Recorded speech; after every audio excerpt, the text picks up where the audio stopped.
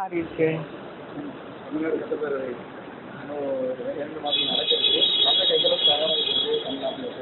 நாங்கள் தயாராக தான் இருக்கோம். நாளைக்கு பிரதமர் வர போறாரு, அதுக்கப்புறம் மறுபடியும் வருவார். நடுவில் பியூஷ்ஜி வந்துட்டு போனார். ஸோ நாளைக்கு பிரதமர் மதுரையில் ஒரு பெரிய என்டிஏ கூட்டமே இருக்காங்க. எல்லா கட்சியில இருக்கிறது அத்தனை பேர், அந்த கூட்டணியில் இருக்கிற அத்தனை பேர் அதில் கலந்துக்கிறாங்க. ஸோ இன்னைக்கு வந்தோடனே பாண்டிச்சேரி போறாரு. உங்களுக்கு எல்லாருக்கும் தெரியும், பிரதமர் வந்தோடனே நல்லா தான் போயிட்டு இருக்கு.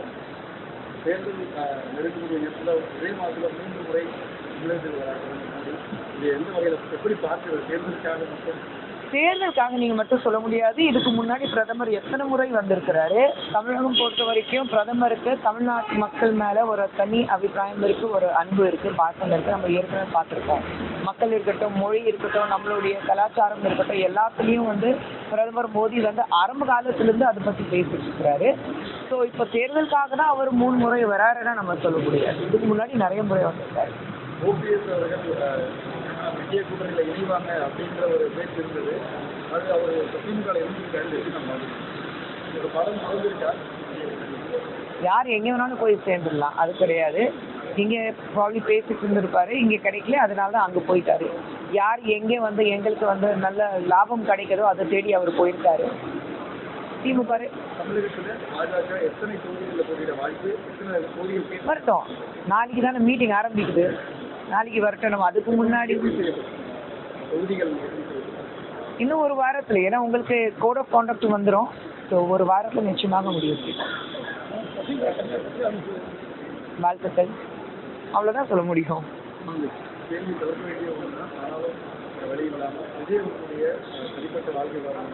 அதான் நீங்களே சொல்லிட்டீங்க, தனிப்பட்ட வாழ்க்கை, அது அரசியல் ஒப்பிட்டு பார்க்கக்கூடாது.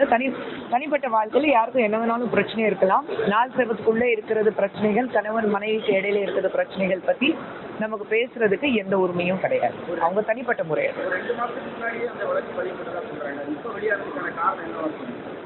அது ஜென்ரலா இருக்கும். நீங்க தான் அதுல மாஸ்டரா இருக்கீங்க, மீடியா உங்களுக்கு தெரியாம பதவி பண்ணிருக்காங்கன்னா அதுதான் எனக்கு ஆச்சரியமா இருக்கு. தொடர்ந்து திமுகவுடைய கூட்டணி, திமுக காங்கிரஸ் கூட்டணி வழக்கத்துக்கு மேல ரொம்ப இழுபறியா இருக்கு. டெல்லியிலிருந்து வந்தவங்களும் விஜய் கூட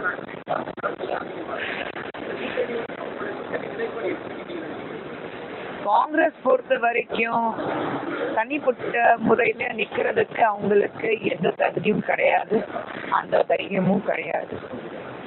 திமுக கிட்ட பேரம் பேசிட்டு இருக்காங்க, இந்த பக்கம் விஜய் கிட்ட பேரம் பேசிட்டு இருக்காங்க.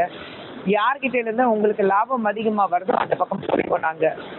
யார் அதிகமா சீட் கொடுக்குறாங்களோ, ஆட்சியில பங்கு கொடுக்க போறாங்களோ. ஏன்னா இது வரைக்கும் சென்ட்ரல்ல உங்களால நிச்சயமாக இதுக்கப்புறம் என்னைக்குமே உங்களால சென்ட்ரல்ல ஆட்சி பிடிக்க முடியாது. சரி, அந்த ஆட்சி பிடிக்க முடியாதுங்கிறதுக்காக உங்களுக்கு எந்த ஸ்டேட்டஸும் வராது.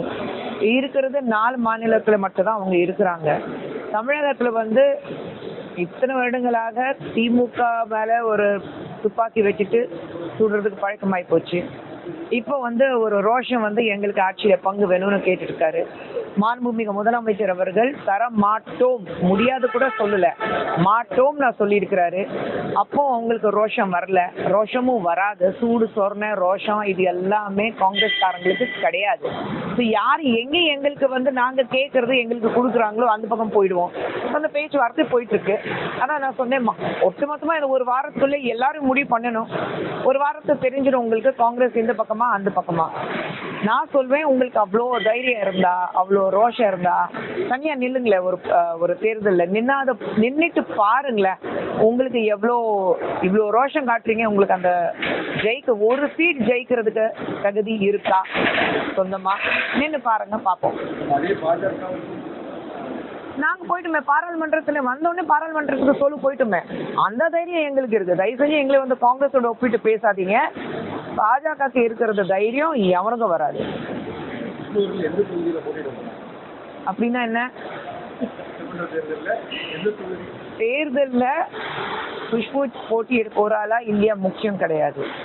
எங்களுடைய தேசிய ஜனநாயக கூட்டணி எத்தனை இடத்துல நாங்க ஜெயிச்சுட்டு இபிஎஸ் அவர்களை இங்கே ஜெயிச்சுட்டு முதலமைச்சராய் நாங்க எப்படி மக்களுக்கு சேவை செய்ய போறோம், அதுதான் முக்கியம்.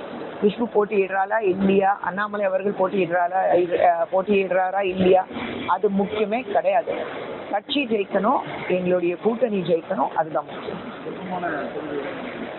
நான் தான் சொன்னேன், விருப்பமான தொகுதி கேட்டாலும் எந்தெந்த தொகுதி இப்பதான் சொன்ன முடிவாகலை. ஸோ கட்சியிலேருந்து அவங்க என்ன சொல்றாங்களோ அதுதான் நாங்கள் செய்வோம்.